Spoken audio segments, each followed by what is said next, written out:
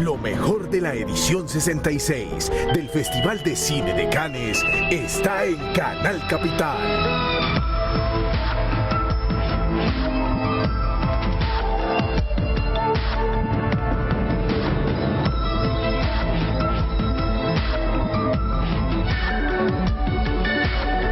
Bogotá es cine. Canal Capital, televisión más humana.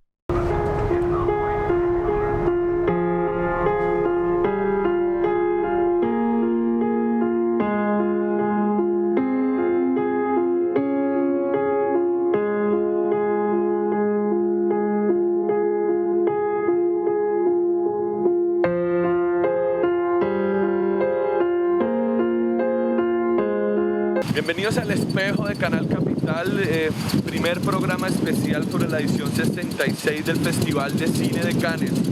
Hoy vamos a tener a los protagonistas y al director de una hermosa película mexicana, guatemalteca, española, que se llama La Jaula de Oro. Nos va a contar la historia de 3 niños guatemaltecos que tienen que atravesar todo México para llegar a Estados Unidos.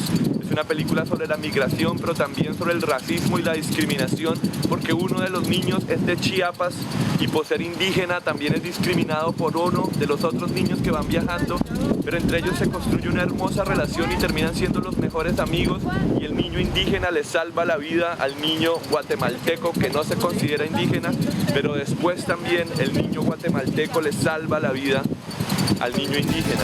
Hay otra protagonista que es una niña que va con ellos como hasta la mitad del camino y después desaparece de una manera no muy agradable, y ella también es una actriz de teatro popular callejero, y con ellos y con el director de la película hablamos largo y extendidamente. Yo siento que todo lo que miremos allá va a estar así bien tuánido.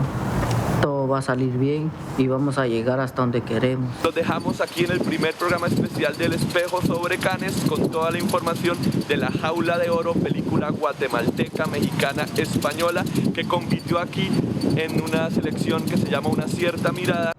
Siento como si tuviera un zoológico en mi estómago, como si un montón de animales estuvieran corriendo por todo mi cuerpo, de la emoción que vamos a ir al otro lado.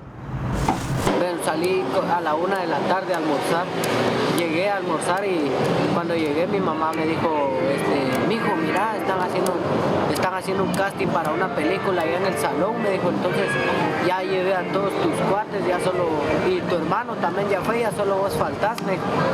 Y yo le dije, no hombre, si yo lo que tengo es hambre, le dije, mamá, dame mi comida, le decía yo. Y ella, no, apúrate, vamos, me decía. Y yo le dije, no, es que tengo que regresar a trabajar y si regreso tarde me van a descontar horas, le dije. Y me dijo, no, vamos, es que eso es mejor que no sé qué. Y fuimos y cuando llegué ya cabal el último. Y fui así a las malas, ¿va? Sin ganas de ir.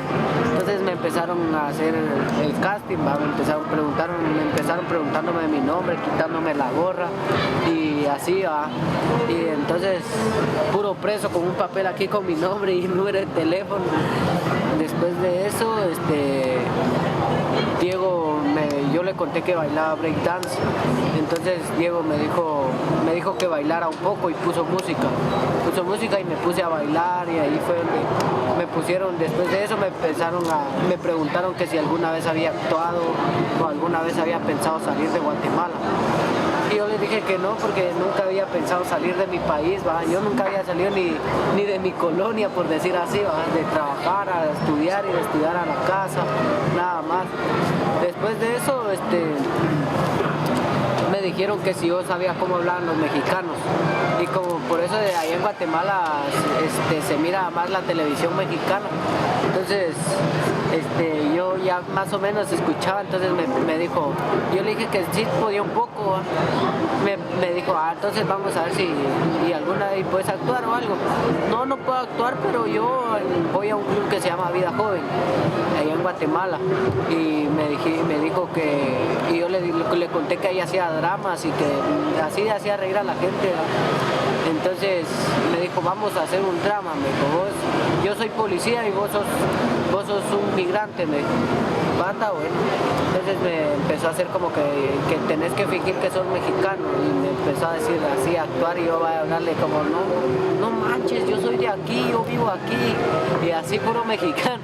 Y después de eso terminé de ahí, me regresé a trabajar, pero antes de irme me dijeron si no te llamamos en una de estas 2 semanas o 3, no es porque no, tal vez vas a tener algún papel o algo, pero tal vez no, me dijeron.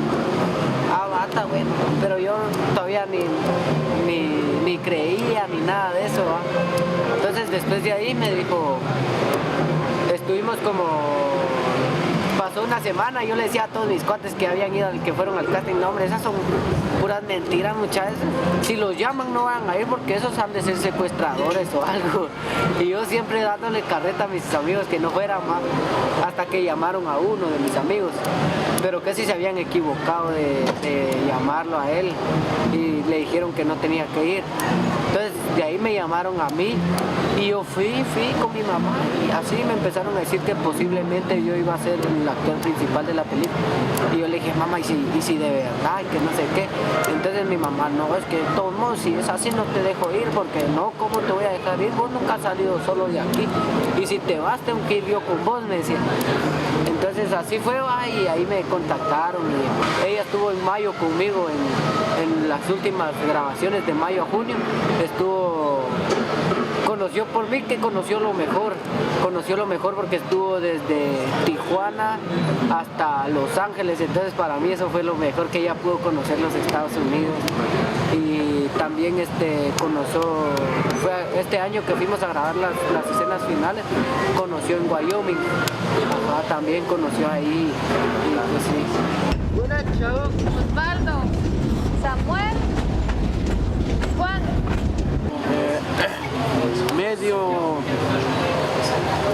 Mis amigos estaba enojado conmigo porque yo saqué primero de ese trabajo y ¿por qué tú te vas? Cuando regreses te voy a mandar hasta la verga, aunque sea yo no quiero pelear con mis amigos, casi todos los municipios trabajan por la tierra.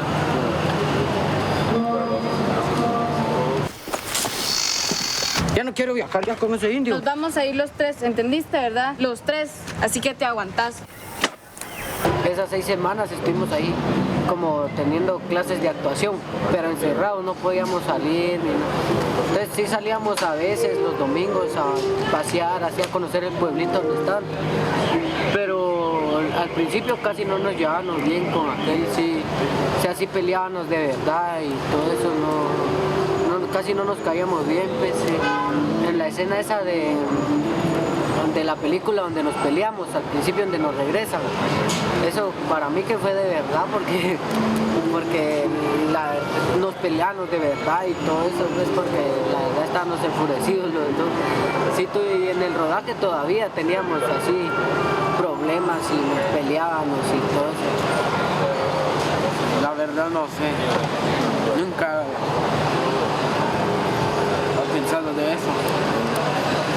En la película habla también de esto del racismo, porque al inicio también es la pelea, como peleas entre aquel que es, como por decirlo, nosotros a veces decimos, es que ese indio o algo así, pero en la película hablamos de un indio y después estamos juntos. Es como hablar y decir, algún día lo vamos a necesitar. 15 pesos. ¿Qué? Está tuani, ¿va? Sí, güey. Esa está chilera. Que ese es mi sueño, vos. Está tuani, ¿va?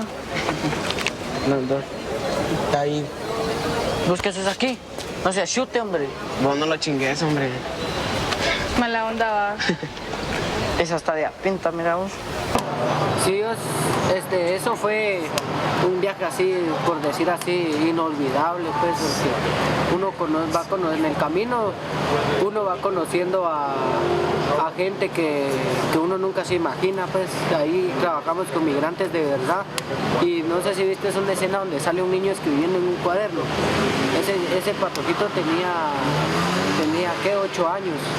8 años tenía y iba con su mamá para allá porque su mamá había tenido problemas con el papá, creo yo. Entonces eso fue como impresionante, pues uno va impresionándose en el camino porque se conoce a gente que imposible, por decir así, ¿verdad?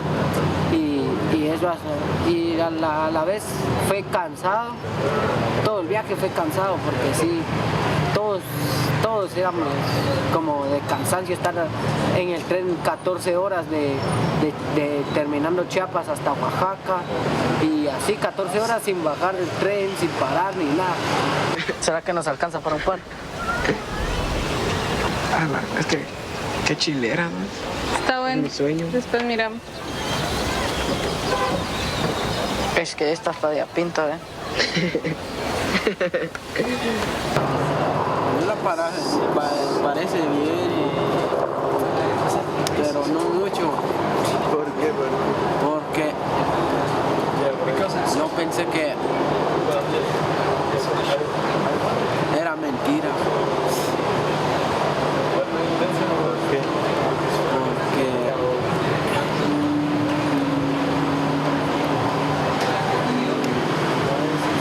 nunca ha salido de mi pueblo. Si no me dejan salir mi papá y mi mamá. Mira. Árbol.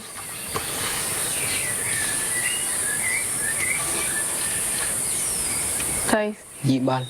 Yival.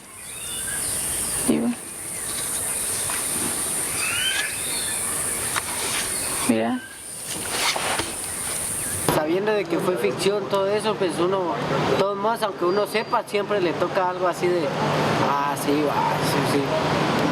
Yo me acuerdo que ese día lo hice, pero fueron puras pajas, pero hay gente que de verdad le pasa.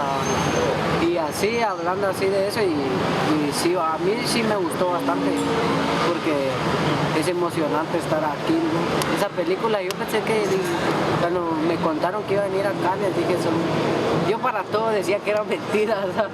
Porque no creía, pues, hasta que vi en internet, decía La Jaula de Oro en Cannes y no sé qué más.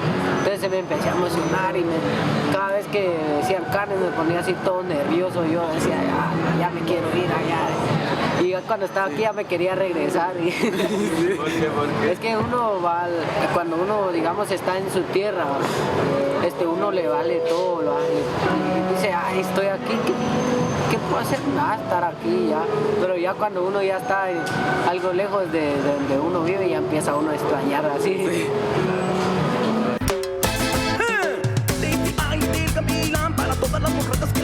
Otro cachito para... Ahí está, qué engasado. Para mí que va a ser como una impresión para toda la gente, porque hay mucha gente, yo creo que en todos lados se migra, aquí vienen de otros países, se pasan de, digamos, aquí a la par hay otro país, se pasan para acá, sí, porque ahí tal vez no hay como ahí en España y no me acuerdo qué otro país es el que se cruzan así igual. Entonces para mí que va a ser impresionante porque a la vez de contar de Centroamérica se cuenta de otras partes del mundo también. Entonces sí, para mí que sí, mucha gente creo que se va a impresionar con eso porque va a ser como un mensaje.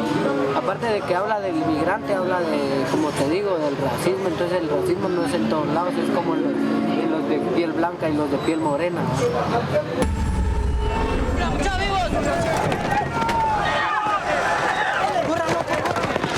¡Rápido!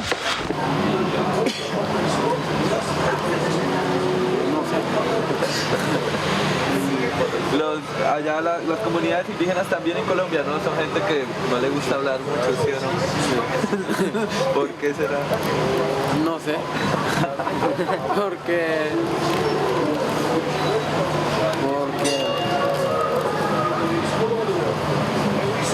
quieren saber quién es que está en la pantalla.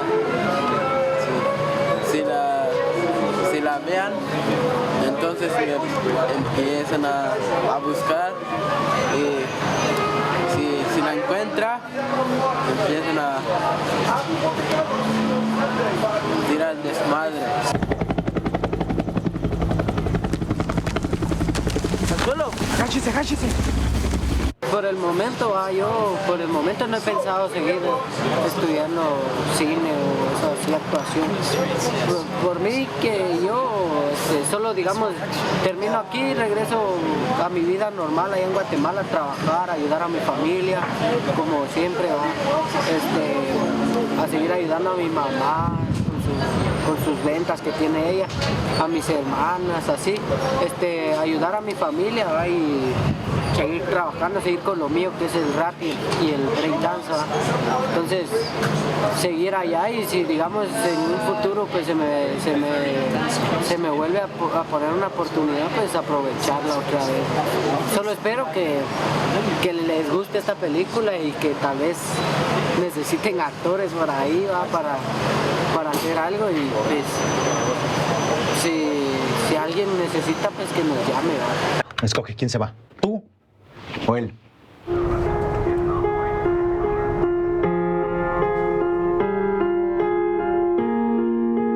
Das candas pasta con chicken Yantik Lum muy muchos tiene das candas pasta con chicken oye las kilde muy el dale dikuja lo kuya las dale le muy el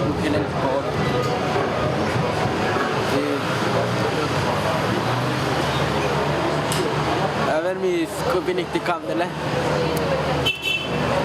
Y ahora eres Muchas gracias de todos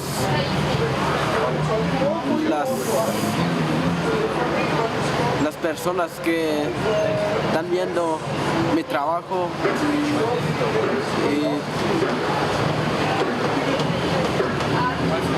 muchísimas gracias de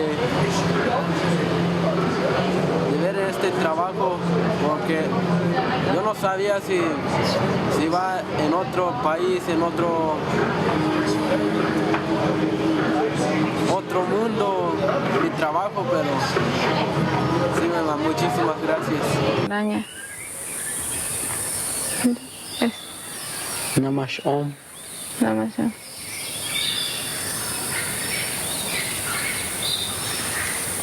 Oj, kom. Oj, kom.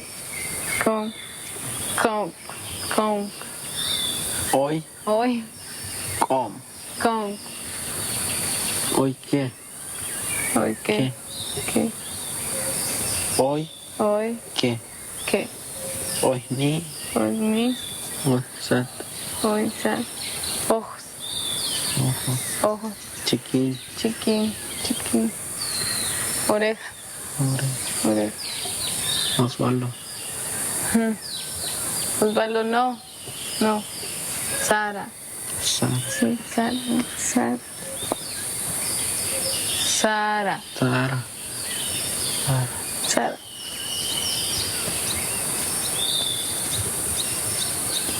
Sara. Monechao.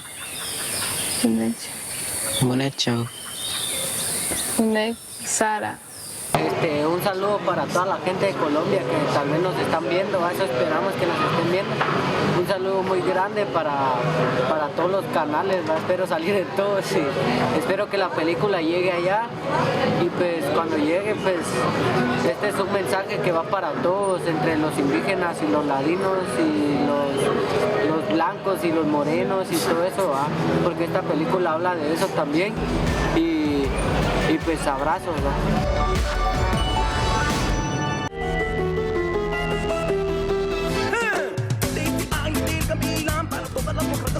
Yo estaba en una actividad en Zona 1 de Guatemala, estaba en un foro de política pública de juventud, entonces estaba allá y la productora en línea de la conexión con Machete Cine, pues estaba haciendo el casting ese día, entonces llegó me agarró del brazo y me dio la vuelta y me dijo, ¿querés hacer un casting? Y rapidito le dije que no, porque es como incómodo, porque al pensar que proyectos así, pues no.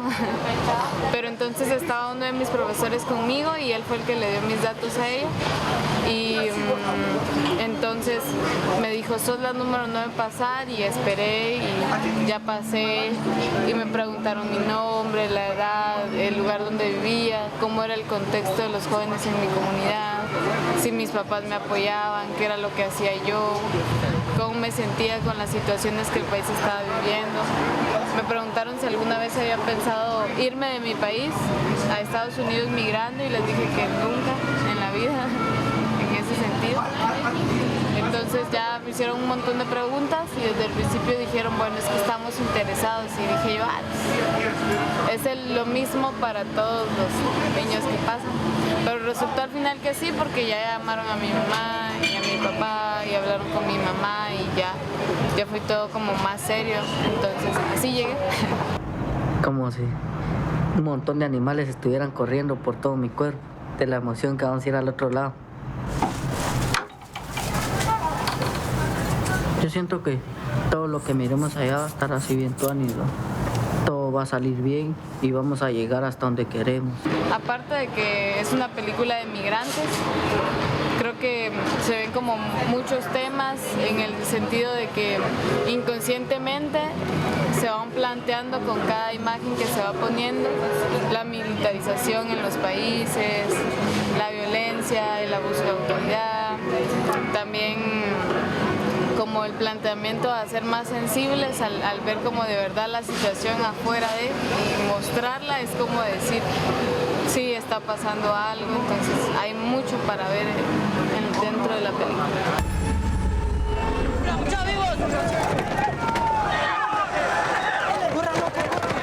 ¡Rápido, rápido!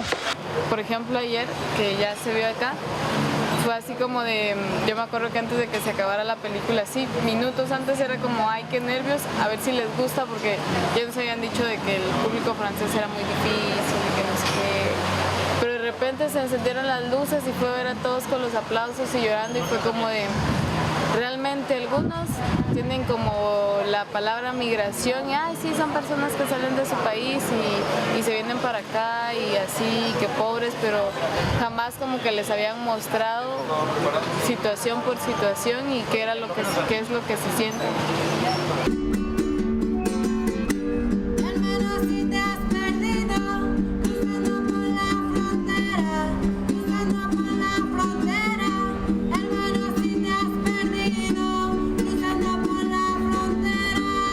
Lo que pensaba más era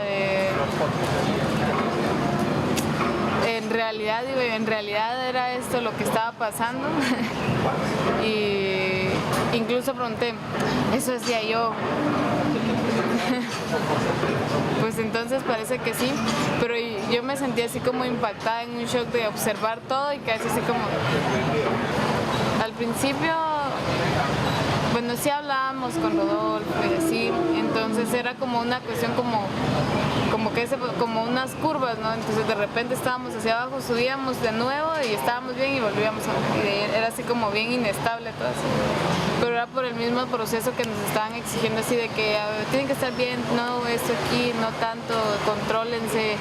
Incluso a Brandon y a mí varias veces nos estuvieron ahí diciendo, es que ustedes se miran que son muy amigos, y después era como incómodo que nos hubieran dicho eso y ya era como no nos hablamos y ya. Entonces muy extremista todas las emociones. Pero al final nos terminamos conociendo muy bien porque ya sabemos que si uno se enoja es como de, sí se enojó en serio, ya. ¿Piensa que va a seguir si le llaman a hacer más películas y eso lo haría o no lo haría? Claro que lo haría siempre y cuando tengan como un cuestionamiento político en mejoras, porque de eso se trata el trabajo, ¿no? De darle continuidad al iniciado, porque de repente participar en otras cosas que no tengan eso es como más bien algo más como un hobby y no como responsabilidad que tiene que ser. Hermano, si te has perdido, cruzando por la frontera, cruzando por la frontera. Hermano, si te has perdido, cruzando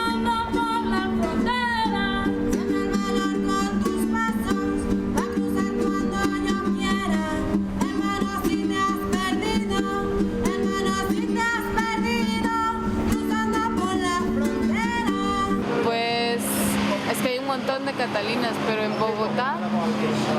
¿Y cuál fue el otro nombre que Ajá, en Medellín.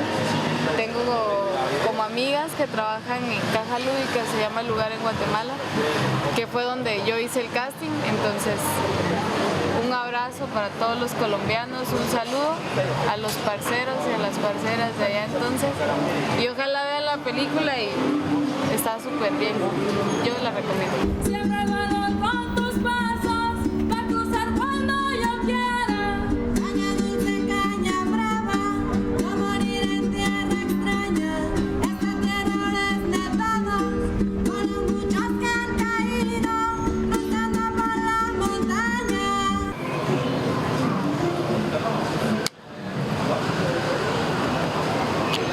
Oiga, ¿y si ganan qué? Sería lo mejor del mundo. Sería un tas para toda la... Voy a esperar que digan algo, hombre. No vamos a estar ese día que anuncian, pero esperamos que, En el avión. que cuando estemos en México, porque en México nos avisan, dicen qué película quedó y todo, y entonces solo vamos a esperar y cuando digan La Jaula de Oro, no, sí, ojalá eso, solo yo que creo bastante en Dios, solo le pido a Dios que nos den que sea algo ahí, ¿no? Pues yo cuando tenía 4 años vi Shane de George Stevens y la verdad me pegó muy fuerte, o sea, lloré mucho. El western, ¿no? El western, sí. De hecho, iba a estar en esta película, conseguimos los derechos para la película y de hecho estaba antes bueno, si te fijas en una escena le dicen Shane, cuando está vestido de cowboy, ese traje de cowboy es como el de Shane y habían clips de la película de Shane que iban a estar a través de la película, pero bueno, al final en la edición pues, no hizo falta y se convirtió, pero bueno, gracias a eso llegué a esta capa como de western, ¿no? Que la idea era también en un nivel hacer una película de indios y vaqueros, ¿no? Porque sí, pero detrás de esta problemática migratoria hay una situación de colonización y detrás de la colonización pues está la lucha entre los cowboys y los indios, ¿no? Entonces eso también lo relaciona con los niños y le da esta inocencia a la historia que a la vez... Más para allá. Yo te digo dónde. Más para abajo, bajala, hombre. Más, ahí. Otro cachito ahí está. ¡Qué engasado! Ay, qué lindo. ¡Ay, mi perrito! Ay, sonríen los dos. Shady. Uy, Shady. Entonces, mira. Bueno, entonces desde que vi Shane quería hacer cine porque lloré muchísimo cuando la vi, sentí que era como dramaticé que el cine tenía esta capacidad de hacer como una condensación de la vida y me tocó muy profundamente y pensé, no, pues algún día cuando sea mayor yo quiero hacer esto. Por alguna razón, luego más tarde pensé que tenía que subir la escalera, que tenía que aprender de otras personas y que igual era miedo a realmente hacerlo, ¿no? Era una manera de posponerlo indefinidamente y bueno, pues acabé trabajando con muchos directores, primero de asistente, luego de operador de cámara y ya cuando empecé a sentirme preparado pues empecé a hacer mis cortometrajes que escribía y dirigía. A la vez pues siempre fui un cinéfilo, ¿no? Vi muchísimo cine y sigo viendo mucho cine. Pero bueno, o sea, desde niño veía muchísimo cine, también con mi madre. Con mi madre iba sobre todo a ver cine de arte y ensayo. Y con mi padre iba a ver muchas películas de acción, de Coppola, de Sergio Leone, de Scorsese. Y bueno, al final supongo que mi estilo pues mezcla un poco cine de arte con cine más un poco de acción. Bueno, yo nací en España y emigré hace 17 años a Estados Unidos para trabajar en una película de Isabel Cochet que se llama Cosas que nunca te dije. Y ya después me quedé allí y trabajé muchos años, luego fui allí a la escuela de cine, al American Film Institute, y siempre iba a México porque México me fascina, es un país del que me enamoré. Y después de mi primer cortometraje, pues empecé a buscar historias en México. Y fui a Sinaloa, a Mazatlán, y me hice muy amigo de un taxista que se llama Toño, que seguimos siendo muy amigos. Y él me abrió las puertas de su casa y me quedé a vivir en su casa, y su casa estaba en las vías del tren, y todos los días llegaban un montón de migrantes. Entonces pues les dábamos de comer, les dábamos tortillas, les dábamos aguas, y a partir de ahí pues empezábamos a hablar, nos contaban pues las vicisitudes, los peligros de su viaje, sus sueños, por qué se iban. Y sentí algo muy profundo y pensé, no, pues es que tengo que contar su historia, ¿no? Salió con la bandera para arriba, man. A la verdad, este sí es indio por donde lo mires, man. Dásela, hombre, ya. Dásela, hombre. Juan. Che, indio ignorante. Pues, ¿qué onda? ¿Qué te Juan, no seas pasa? planchero, mano. ¿Por qué lo defienden, pues? ¿Acaso viene con nosotros? ¿No te gustaría que te hicieran lo mismo, va? ¿Qué te pasaste, güey?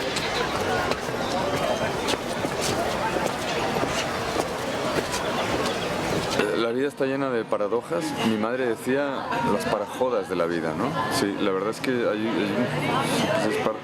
unas contradicciones. O sea, por un lado tienes un cine súper profundo sobre problemas mundiales de nuestras vidas cotidianas que son increíbles aquí en el Festival de Cannes, una gente cultísima, esa capacidad que tienen los franceses que aman el arte y que te apoyan y creen en ti y si no fuera por ellos pues esta película seguramente no se hubiera hecho, ¿no? Y por otro lado pues tienes la frivolidad de la Costa Azul francesa, ¿no? Y claro, y está todo ocurriendo en realidades paralelas, porque claro, unos no tienen nada que ver con otros, o sea, los que están en el Festival de Cine son gente muy seria, pero luego por otro lado pues hay mucha gente que viene aquí pues para las fiestas, para, no sé, para despilfarrar el dinero teniendo 50 coches, no lo sé, pero bueno, eso cada uno, ¿verdad? Pero sí, eso es parte de la realidad de este festival, del mejor festival de cine del mundo. A los niños les hemos hablado muy claramente de eso y de que esto es simplemente una extensión de nuestro trabajo, ¿no?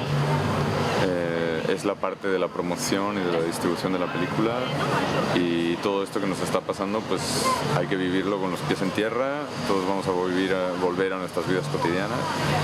Todos los niños son artistas, ¿no? Uno es artista de hip hop, Juan, el personaje de Juan, que es Brandon, es artista de hip hop. Sara, que es Karen, es una activista política en el teatro callejero de Guatemala, y Rodolfo, que hace de Chauk, es tzotzil, su padre es rezador de su pueblo, y él le ayuda en todos los rituales tradicionales, los cuales incluyen la danza y sobre todo la música, ¿no? Él es músico, él toca la jarana, el arpa y el violín, y entonces pues todos los tres son artistas, y bueno, y el cuarto, Samuel, el que abandona el viaje, él es grafitero, también dibuja muy bien, es un gran artista. Entonces ellos, o sea, para mí el hecho de que actuaran en la película es simplemente una continuación de su actividad artística. Entonces pues yo lo que quería era apoyarles en ese proceso y que lo vean como una parte más de su creatividad. Y simplemente ahora hemos acabado en un escaparate increíble, ¿no? En el mejor escaparate del mundo, pero es parte de lo que nos pasa por ser artista. Sí, la verdad. Entonces, pues, pero tratamos de verlo como un trabajo, ¿no? Y simplemente enfocarnos en, bueno, ahora es esa parte del proceso en el que compartimos lo que hemos hecho y lo promocionamos para que lo vea el máximo de personas posibles, ¿no?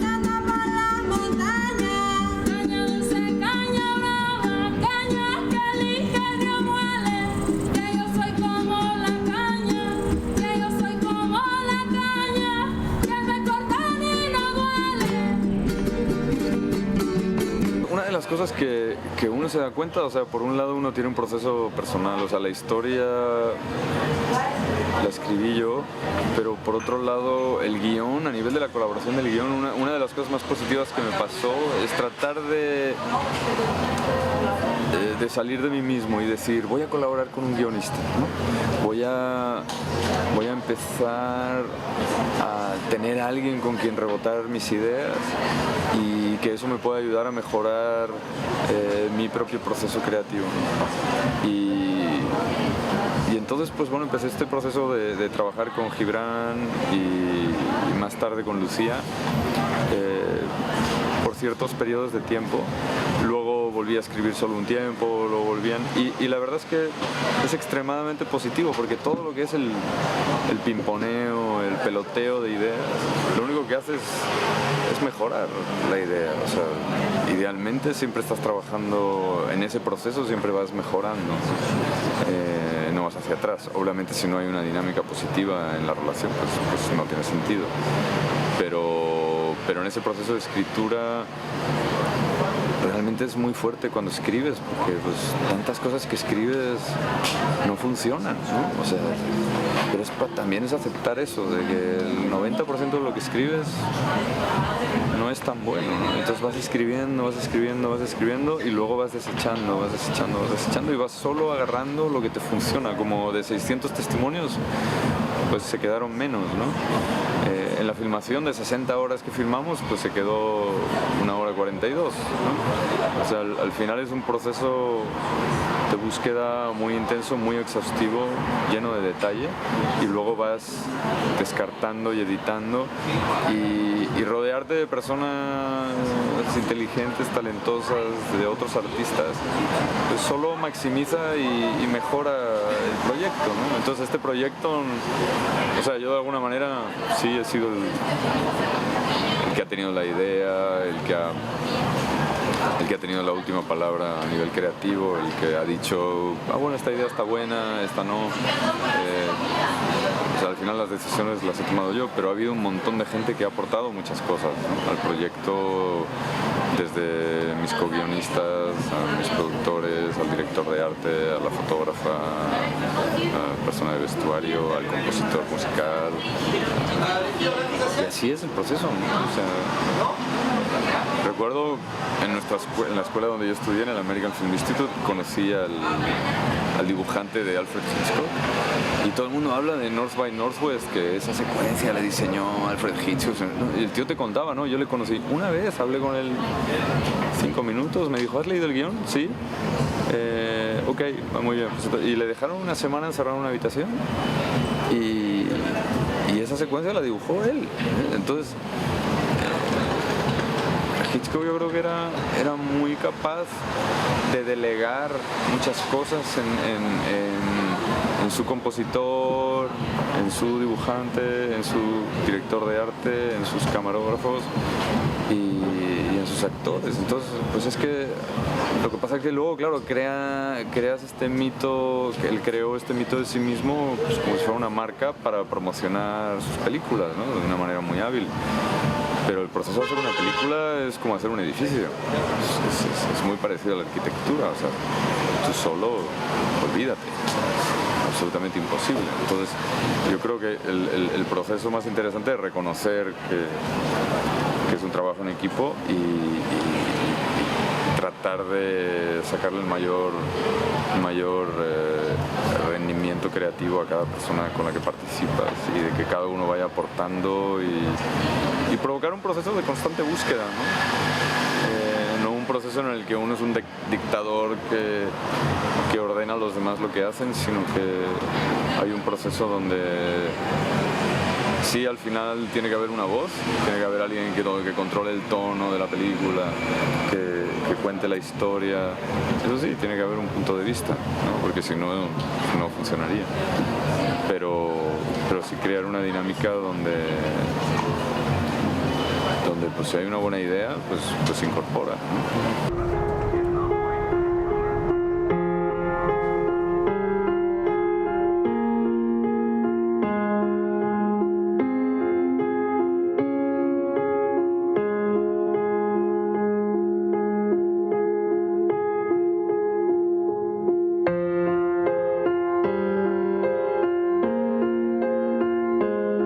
Un saludo a los parceros de El Espejo y muchísimas gracias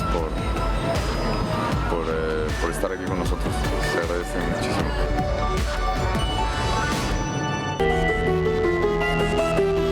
Las Memorias del Cine Español, que sí fue como una serie de programas. Sí. ¿Cómo fue un poco hacer esa y difundir, digamos, todo ese conocimiento a través de la televisión?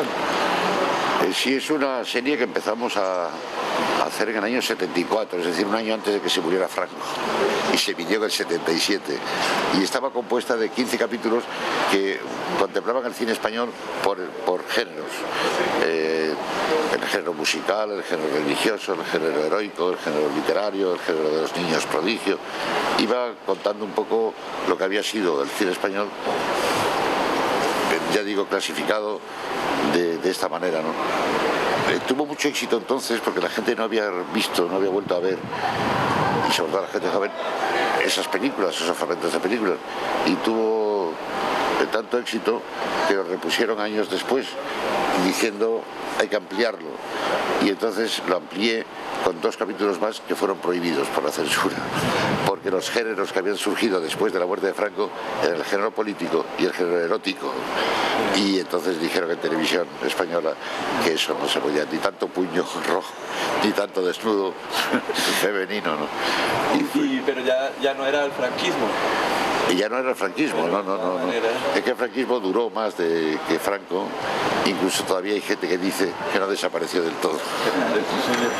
Lo que usted escribió sobre el gran actor Fernán Gómez, que es como Memorias de un hombre muy pelirrojo, sí.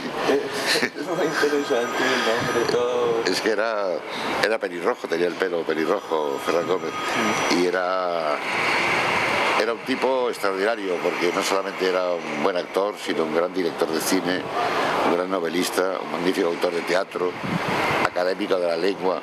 Era un hombre excepcional en cuanto que tocó muchas materias, muchos aspectos del espectáculo y de la cultura, y lo hizo todo bien. Y eso, y además era un tipo personalmente, aunque un poco iracundo, a veces se cabreaba, siempre con razón.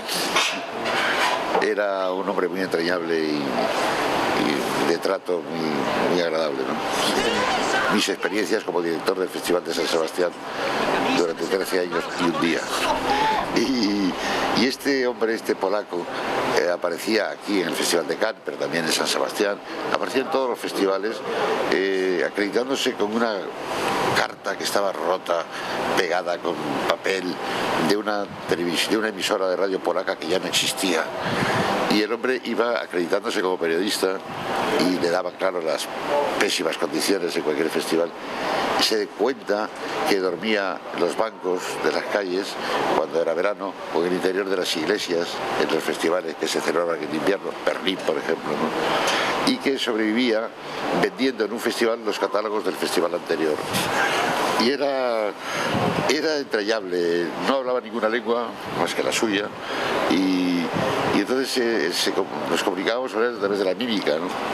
Y siempre parecía un conejo asustado, pero era un tipo muy hábil. Cuando había un cóctel, por ejemplo, era el primero que estaba. Y en el Festival de San Sebastián hicimos alguna apuesta con las jefas del departamento de prensa, que no se os cuele el polaco, que no venga el polaco. Y todo el mundo... Era una apuesta divertida, no pasaba nada, no teníamos nada contra él, ¿no? Pero que no venga el polaco. Y resulta que el polaco siempre era el primero que estaba comiendo el trozo de tortilla. Y dices, qué habilidad. Vivía de eso, vivía de esa manera, y vivía todo el año de festival en festival. Tenía un calendario de unos iba a otro. Y ya la última vez que le vi, que fue aquí en Cannes, le había dado una hemiplegia, andaba el hombre mal, tenía media cara paralizada, medio cuerpo paralizado, y ya no le he vuelto a ver. Imagino que murió, pero hubo así como una especie de investigación y nadie sabíamos cómo se llamaba. Y era un personaje pintoresco y entrañable también, ¿no? Sí. En las filmotecas a veces hay un público que son frikis, ¿no? Que son gente que vive para el cine, con el cine. Pero este hombre que tenía además una enorme colección de películas en VHS y las vendía, vivía existía de si uno quería ver una vieja película, yo la tengo, que hago una copia y había que pagarle por ello, ¿no? No recuerdo cómo se llamaba, pero sí que le conocí mucho y era... No recuerdo, no me suena bien de Manolo. Vivía cerca de la Filmoteca, en un altillo. El altillo, sucio y sí, muy sucio todo. Él mismo no iba muy limpio normalmente los sitios incluso. Y me acuerdo que una vez a alguien que estaba sentado en un café vino a hacerle la broma de tapar los ojos y este dijo: por el olor eres... Ahí comenzaba, no recuerdo, es una pena.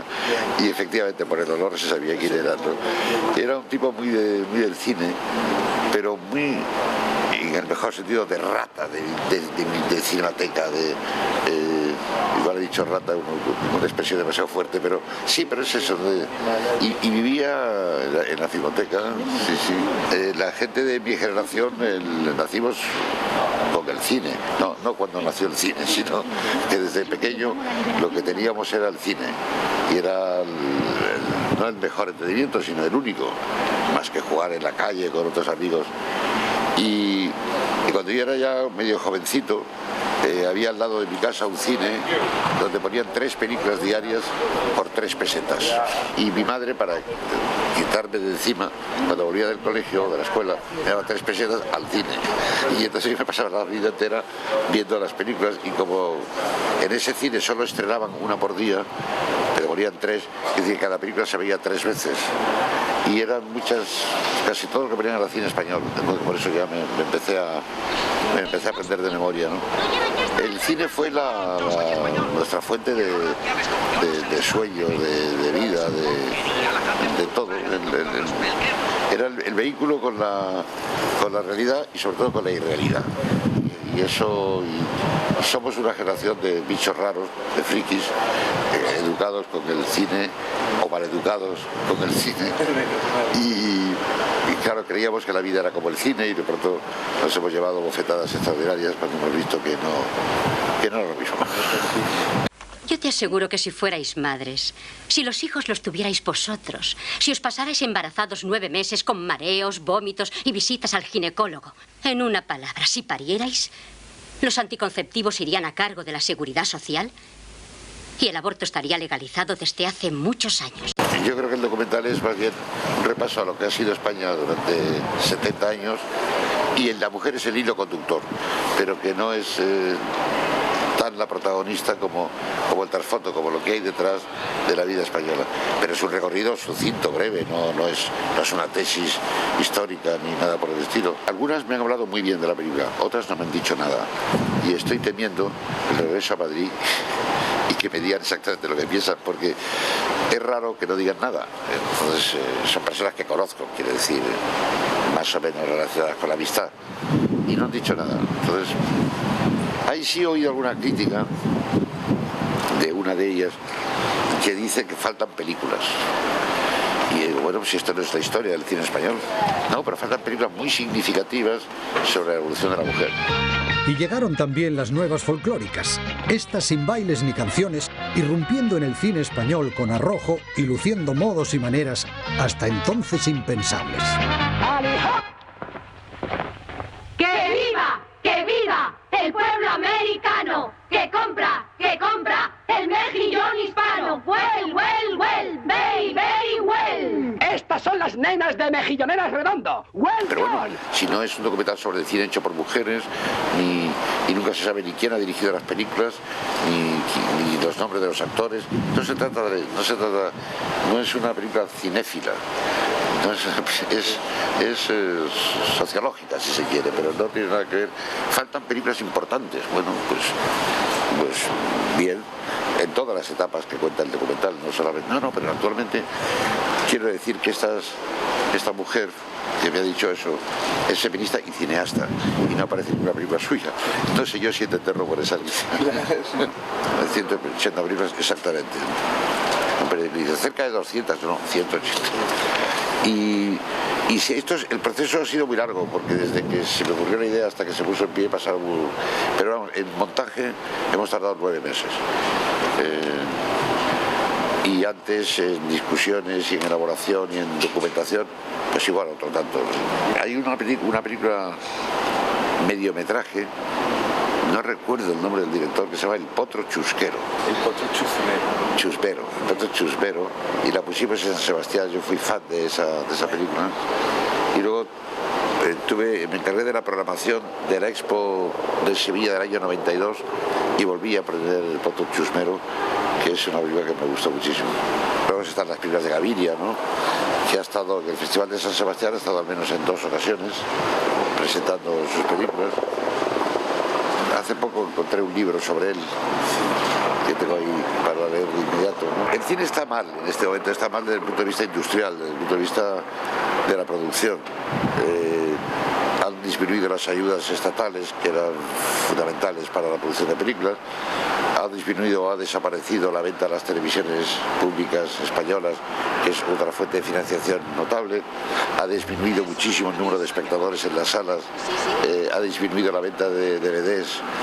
Quiero decir, todo ha disminuido. Y en paralelo, aunque sean términos muy generales, y no sería absurdo decirlo, pero lo voy a decir, creo que también ha disminuido la imaginación.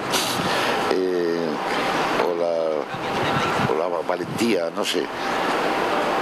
Se están haciendo películas muy buenas, excelentes, pero también otras que son como de género, como rutinarias, como de jovencitos que quieren contar si les va bien o no les va mal en las historias de la cama. Y dices, pues a todos los ha ido mal, hombre. Ha disminuido las grandes cosas del cine español, han disminuido mucho, y eso es grave. También ha disminuido el número de películas que se hacen. Y todo va como empequeñeciéndose. El país entero se está viviendo una etapa de empequeñecimiento moral. Y eso que es una pena, porque han desaparecido muchísimas de las películas que se rodaron en la Segunda República. Muchas, los laboratorios se incendiaron. No había ninguna conciencia de que eso podía tener en el futuro algún valor y se tiraban, se perdían. Pero han quedado unas cuantas películas que dan muestra de la vivacidad que había entonces, que correspondía a la realidad. Es decir, si en esa época de la República, hablando de las mujeres, consiguen votar, consiguen divorciarse, consiguen abortar legalmente, consiguen trabajar, todo eso en las películas está reflejado, ¿no? Y también está reflejado lo contrario, la influencia, la pertinaz insistencia de la Iglesia Católica en dirigir la vida pública, ¿no? Y hay un par de curas que dicen barbaridades sobre las mujeres. Y eso, claro, cuando acabó la guerra y ganó Franco, todo eso desapareció, para mujeres y para hombres. Ya cada país de América Latina ya ha tenido su propia personalidad y afortunadamente solo ha conservado la lengua, aunque transformándola. Pues un saludo al Espejo del canal Capital, muchas gracias y vayan al cine, que es estupendo.